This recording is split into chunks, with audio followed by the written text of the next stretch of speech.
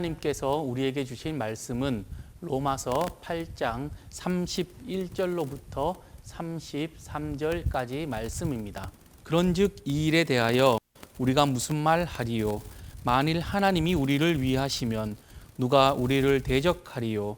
자기 아들을 아끼지 아니하시고 우리 모든 사람을 위하여 내주시니가 어찌 그 아들과 함께 모든 것을 우리에게 주시지 아니하겠느냐? 누가 능히 하나님께서 택하신 자들을 고발하리요? 의롭다 하신 이는 하나님이시니. 아멘. 저는 설교를 시작하면서 우리 사랑하는 성도님들께 질문을 드리고 싶습니다. 하나님께서 왜 우리를 부르셨을까요?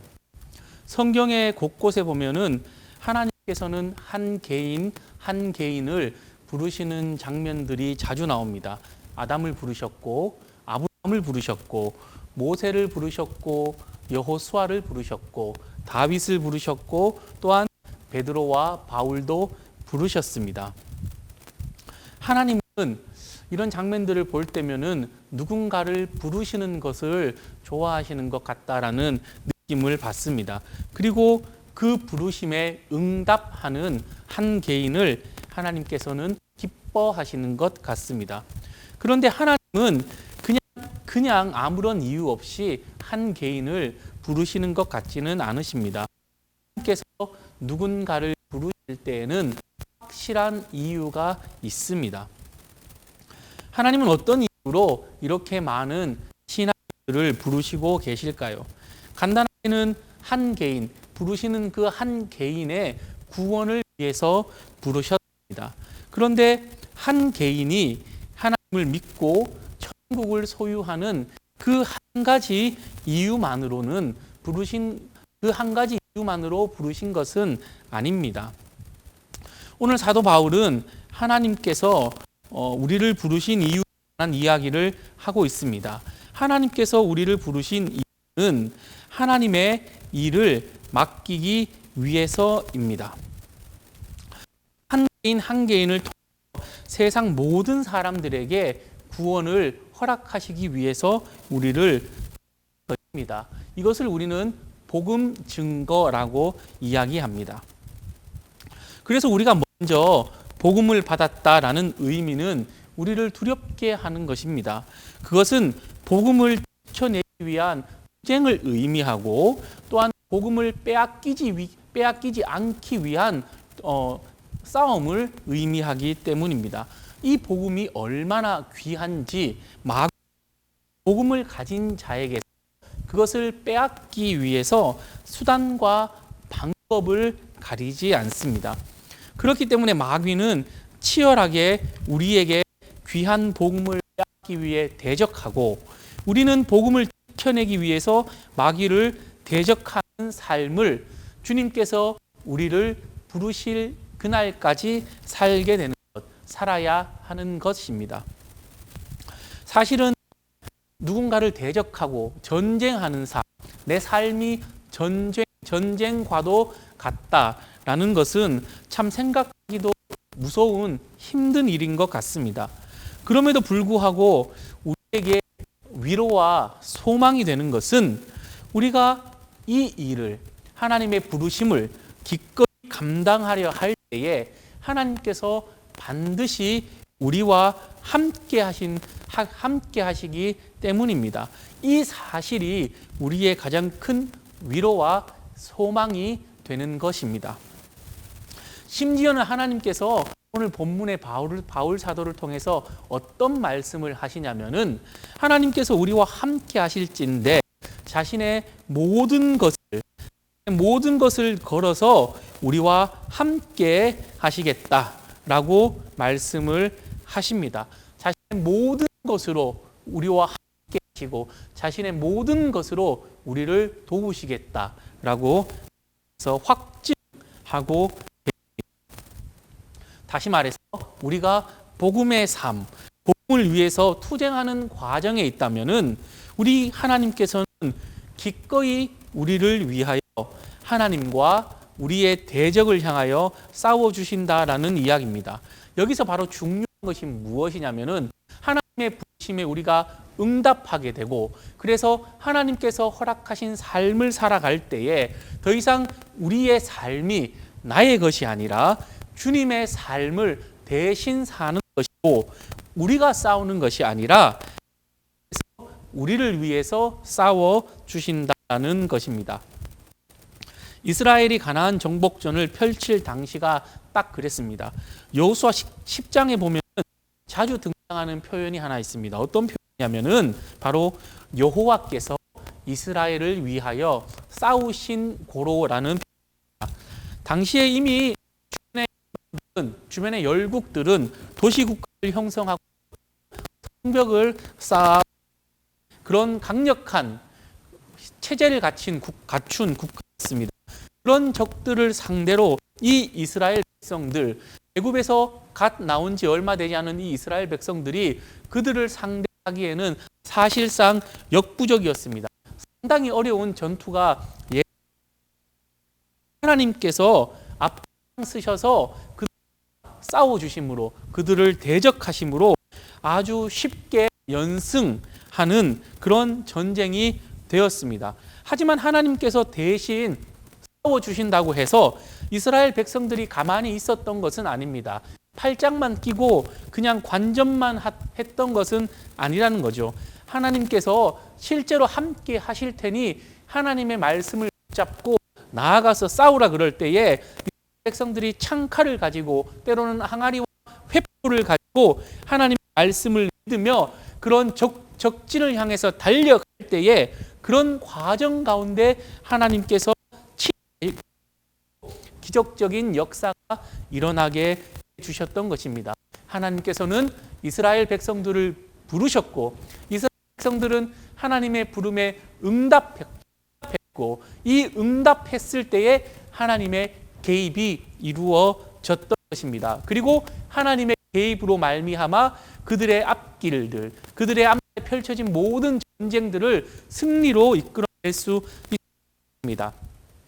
사실상 이런 프로세스는 천사의 인간의 타락 이후부터 이미 하나님께서 시작하셨습니다. 다시 말해서 하나님께서 온 인류를, 온 사람들을 구원할 구원의 전쟁이 이미 그때부터 시작이 되었고 지금까지 이어오고 있다라는 거죠. 그리고 이 일 가운데에 하나님께서는 여전히 사람들을 부르시고 그들을 그 하나님의 일들을 맡기시며 그 일을 이루어 가실 때에 하나님께서 직접 개입하시는 것입니다.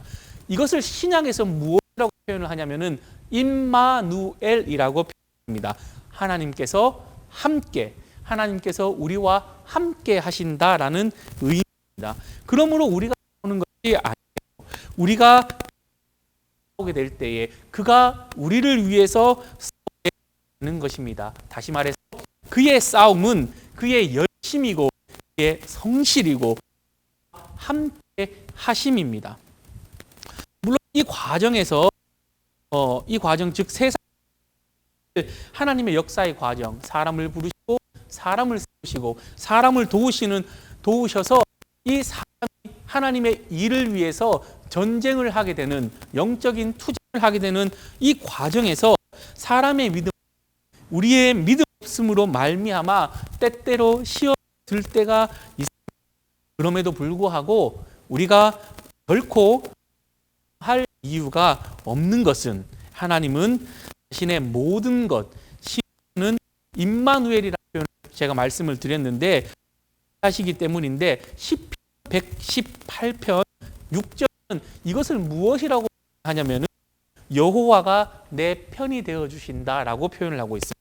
여호와가 내 편이 되어 주셔서 나의 오늘 하루를 지금 이 순간을 도운다라고 되어 있어요. 다시 하나님께서 내 편이 임마누엘 하나님께서 내 편이 되어 주신다라는 것입니다. 이 구원 과정에 우리가 있을 때에 하나님이 내 편이 되는 것입니다. 그러므로 수천 년을 이어온 이 놀라운 구원의 계획은 하나님께서 여전히 우리와 함께 하시는 지금도 이루어져 가고 있습니다. 아담과 하와의 타락으로 시작된 이 일이 그때부터 하나님은 타락 전의 모습으로 온 인류를 회복시킬 그 계획이 지금까지도 착실하게 이루어져 가고 있다라는 점입니다. 노아를 통해서 인류의 뿌리를 남기셨고 무자한 아브라함을 부르실 때에 그 자손들이 하늘의 별과 같이 많게 하겠다고 약속하셨고, 또 다윗을 통해서, 솔로몬을 통해서, 예수님을 통해서, 그리고 오늘날 우리를 통해서 하나님은 아직도 세상 모두를 구원하실 역사를, 그 전쟁을 끊임없이 이어가고 계시는, 이 일은 누구도 막을 수 없습니다. 그 이유는 하나님께서 친히 개입하신 전쟁이시기 때문입니다. 누구도 하나님을 대적할 자가 없고 누구도 하나님을 넘어설 자가 없기에 하나님께서 대적하시는 이 전쟁은 반드시 승리로 이어지게 되어 있습니다. 여기서 한번 생각해 봐야 할 문제가 있습니다. 그것이 무엇이냐면은, 우리 편 되어주시기 위해 하신 가장 큰 결단이 예수 그리스도를 친자를 우리에게 임마누엘로 주신 것인데, 보혈을 우리를 위해서 하신 것인데, 과연 하나님께서 이 친자를 주셨을 때 어떤 마음이셨을까라는 것입니다. 기록이 되어 있어요. 자기 아들을 아끼지 아니하셨다. 자기 아들을 아끼지 아니하셨다. 그런데 이 원문에는 어떻게 되어 있냐면 참으로 자신의 아들을 아끼지 않으셨다. 이렇게 되어 있습니다. 원문에는 참으로라는 말을 더하고 있는데, 자신의 자에 있어서 결단이 확고하셨다라는 의미합니다. 하나님께서 자신의 친자와 사이에서 우리를 선택하신 일에 있어서 조금의 망설임도 고민도 하지 않았다라는 것을 의미합니다. 하나님 과연 고민을 하실까요? 하나님은 결단력이 강하시기 때문에 어쩌면은 우리가 생각하기에 감정이 없으시고, 하나님께서 하신 일들을 하나님은 성경에 후회하시지 않으신 분이다라고 되어 있기 때문에, 후회하지 않으시기 때문에 감정이 조금 메마르지 않나, 이런 생각을 하실지 모릅니다. 그렇기 때문에 하나님의 고민, 이런 말들은 조금 우리에게 어색하게 들릴지도 모르겠습니다. 그런데 실제로 성경 곳곳에 보면은 하나님께서 고민하시는 장면들이 자주 나오고 있습니다. 예를 들면은 사울을 왕으로 세우셨을 때도 하나님께서는 사울을 왕으로 세웠다라는 사실을 후회하신다라고 기록을 하고 있습니다. 또한 마가복음 14장에서 예수님께서 겟세마네 동산에서 이제 기도하실 때에 베드로와 야고보와 요한을 바라보면서 어떤 말씀을 하시냐면은 내 마음이 심히 고민한다라는 말씀을 하십니다. 이런 표현도 나와요. 어떤 목사님이 이런 말씀을 했어요. 기도는 거룩한 고민이다. 곰곰이 생각해보면 맞는 말 같습니다. 우리에게 는 기도의 제목이 있다라는 것은 우리 삶에 고민이 있는 것이 아닐까라는 것입니다. 이것 긍정적인 것은 우리의 고민이 있을지라도 우리가 기도를 통해서 하나님과 함께 풀어가겠다라는 점에서 기도는 거룩한 고민이 맞는 것 같습니다. 우리 예수님도 기도 가운데 시인된 자신의 고민을 하나님과 함께 풀려고 한 것입니다. 즉 예수님도 하나님도 고민을 하시는 것입니다. 그곳에서는 하나님께서 고민하고 그 뜻도 경우가 종종 나오지만, 오늘 본문 이 로마서 8장 31절 이후의 말씀을 통해서 우리가 알 수 있는 것은 적어도 자신의 아들에게는 결단을 함에 있어서는 결코 돌이키시거나 후회하시거나 고민한 흔적이 없다라는 것이고, 그것은 어떤 것을 반증하냐라고 할 때에 우리를 얼마나 귀하게 여기시는지, 어떻게 우리 편이 주시는지에 대한 반증이다. 실제로 하나님께서 친자를 보내시면서 고민을 하셨는지 입니다. 그런데 그 결단을 함에 있어서는 조금의 없었다. 우리를 위해서 조금 더 망설이시지 않았다라는 것을 우리는 반드시 기억해야 합니다. 그 이유로 바울이 이렇게 기록을 하고 있는데, 바울의 표현을 무가치한 우리, 하나님의 은혜를 우리를 하나님께서 일방적으로 사랑하셨기 때문입니다. 그러므로 자신의 아들까지 주시며 전부를 걸어서 우리와 함께 하신다라는 것은 하나님의 일방적인 은혜입니다. 하나님의 무한하시고 값으로 표현할 수 없는 그런 하나님의 큰, 그리고 이 일방적인 은혜를 주신 이유는 세상 모든 사람들에게, 그리고 이 일방적인 은혜를 한 개인 한 개인 부르시면서 주신 이유는 세상 모든 사람들에게 이 일방적인 은혜, 하나님의 복음을 나누어 주시기 위해서, 전하기 위함이었습니다. 그럼 바울이 이 은혜를 받기 위해서 한 가지 조건을 이야기를 하고 있습니다. 오늘 본문 32, 우리 모든 사람을 위해 라고 표현을 하고 있습니다. 모든 사람을 위해라고 표현하지 않고 우리 모든 사람을 위해라고 표현을 하고 있습니다. 이 말이 굉장히 중요합니다. 왜 중요하냐면은 이 말이 원어가 판톤, 이 말은 바뀌지 않고 내어주신 대상이 있다라는 거예요. 어떤 사람을 대상으로 이 선물을 주신다라는 겁니다. 선물을 받을 대상이 있는 것처럼 독생자를 주실 때에 독생자를 받을 대상이 것입니다. 다시 말해 하나님께서 은혜를 주시기 위해서 특정한 대상을 정하셨다라는 겁니다. 그 특정한 대상이 누구냐면은 우리 모든 하시고 예정하시고 부르시고 영화롭게 한, 또한 영화롭게 할 이들입니다.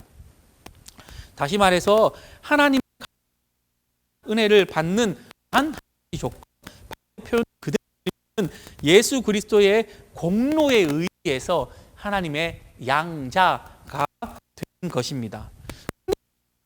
실제로 이런 이야기를 해요. 하나님께서 정말 온 인류를 구원하지 않냐? 왜 그를 믿고 따르는 자들만 구원하냐? 다른 종교를 믿어도 사람은 충분히 선할 수가 있고 그렇게 살면은 구원하시는 게 참 하나님이 아닌가라는 이야기를 하곤 합니다. 우리가 실제로 주변에서 이런 이야기들 들어요. 그런데 이 이야기야말로 기독교를 크게 오해하는 것입니다. 그 이유는 우선 기독교가 가지고 악하다 선하다 할 때 악의 개념의 오해에서 비롯이 됩니다. 말하는 악은 마귀와 함께 하는 상태가 아니라, 물론 그럴 수 있습니다. 마귀와 함께 거하는 상태일 수도 있으나 더 근본적으로 악하다, 기독교에서 말하는 악하다는 개념은 하나님과 함께하지 않는 상태입니다. 즉 내 안에 하나님이 없을 때 내가 악해지는 것입니다. 이렇게 되어 있어요. 어리석은 자는 그 마음에 이르기를 하나님이 없다 하는도다. 그들은 부채실이 가증하니 선을 행하는 자가 없다. 이렇게 되어 있어요. 로마서에서도 또한 이 악한 자에 대한 이야기가 나오는데, 로마서 1장 28절에 보면 어떻게 되어 있냐면, 어떤 자가 악하냐라고 하면 그 마음에 하나님 두기를 싫어하는 자라고 합니다. 즉 어둠이 없는 상태, 창세기 보면 어둠이 없는 상태가 처럼 하나님 마음에 없을 때 인간은 악한 것입니다. 하나님을 아버지라 인정하지 않는 함께 하실 수가 없는 것입니다. 그렇기 때문에 하나님은 되도록이면 세상 모든 사람들이 죽어가지 않고 하나님의 자녀가 되기 위해서 구원의 사역을 시작하셨다 말해서, 하나님께서 구원하시기 위해서 그 마음의 악한 상태를 제거하시기로, 다시 말해서 하나님께 하시기로, 다시 말해서 하나님 모든 사람들을 그리스도의 십자가 아래서 부르시기로 작정, 그 대표 인 것이 바로 예수 그리스도의 십자가 사건 것입니다. 그래서 예수 그리스도의 친자의 보혈을 통해서 사람들을 부르셨고, 그럼에도 불구하고 하나님께서 우리에게 자유의지를 여전히 두셨습니다. 이것이 어떻게 보면 하나님께서 우리를 사랑하시는 그 표현에 정말 진짜 요즘 우리 아이들 말로는 끝판왕이라고 하는데 최고의 표현이 아닐까. 이 자유의지를 여전히 우리에게 주셨다라는 것은 이미 아담의 자유의지로 하나님께서 아담이 타락하시는 것을 보셨음에도 불구하고 사랑이 이 인간의 자유의지로 대표한다라는 사실이 정말 우리의 큰 복인지 모릅니다. 하나님의 사랑은 강적인 것이 아니라 강요한 것이 아니라 마음을 얻을 때까지 끊임없이 기다리는 과정, 끊임없이 기다리는 그 과정이 바로 하나님의 사랑이기 때문입니다. 마음이 자원하여 기꺼이 하나님을 사랑하시는 분이지 강압적으로 하나님께서 사랑을 요구하시는 분이 아닙니다. 그러므로 하나님께서 우리를 부르실 때에 우리가 우리의 자유의지 자발적으로 우리의 사랑의 고백을 드릴 때에 우리가 예수 그리스도의 보혈의 공로 힘입어 그의 자녀가 되고 의롭게 되고 하나님께서 말씀하신 그의 모든 것을 함께할 하나님의 기업을 유업으로 받게 되는 그런 복을 받는 것입니다. 바울의 표현대로라면 그런 일방적인 은혜를 받을 수가 있게 되는 것입니다. 건 믿지 않는 자의 하나님께서 부르셨던 그 부르심에 응답하지 않는 자는 하나님의 자녀가 될 수 없고 하나님과 함께 할 수가 없는 것입니다. 이제 몸에 이건희 회장이 자신의 모든 재산을 과연 누구에게 주었을까? 사실은 저도 이입니다. 저도 이씨인데 그 재산을 저에게 주었을까요? 그런 일은 결단코 일어나지 않습니다. 왜냐하면은 저는 그와 아무런 관계가 없는 사람이기 때문입니다. 저는 그의 것을 받을 자격이 하나도 없습니다. 그의 모든 것을 유업으로 받을 사람은 그의 자녀들입니다. 물론 불법으로 받으면 문제가 있지만 만약 세금을 잘 내고 이것들을 합법적으로 받는다면 아마 비난할 사람은 한 사람도 없을 것입니다. 중요한 것은 그의 자녀가 그의 것을 받게 된다라는 것입니다. 받는 자가 하나님의 기업, 하나님의 유업을 달라함이 말이 안 됨이 바로 여기에 있습니다. 믿지 않는 자는 문제가 해결이 안 되고 하나님과 공존할 수가 없어서 선해질 수가 없기 때문에 자신의 자유의지로 하나님을 아버지로 고백하기 때문에 하나님과 무관한 자이기 때문입니다. 그러므로 우리가 베푸실 은혜와 받을 수 없는 것이 당연해집니다. 말씀을 하나님께서 우리를 일일이 불러주셨습니다. 하나님께서는 오랫동안 믿음의 사람들을 불러주셨던 것처럼 또한 우리를 부르셨습니다. 부르신 이유는 우리를 통해서 하나님의 일을, 하나님의 구원의 사역을, 복음 증거의 이 귀한 투쟁을 하기 위함입니다. 또한 이 위에 우리가 세상 가운데 덩그러니 우리 홀로 두신 하나님께서 직접 함께 하시겠다고, 우리가 승리하고 직접 개입하시겠다라고 말씀하시면서 자신의 모든 것으로 임마누엘 함께 해 주십니다.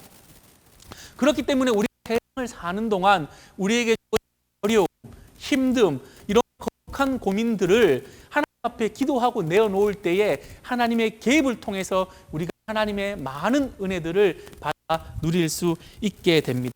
오늘 말씀을 마무리하면서 우리 귀한 성도님들이 영상 하나님의 부르심에 저는 세상에서 가장 큰 복이 이 복이라고 생각합니다. 함께 하시는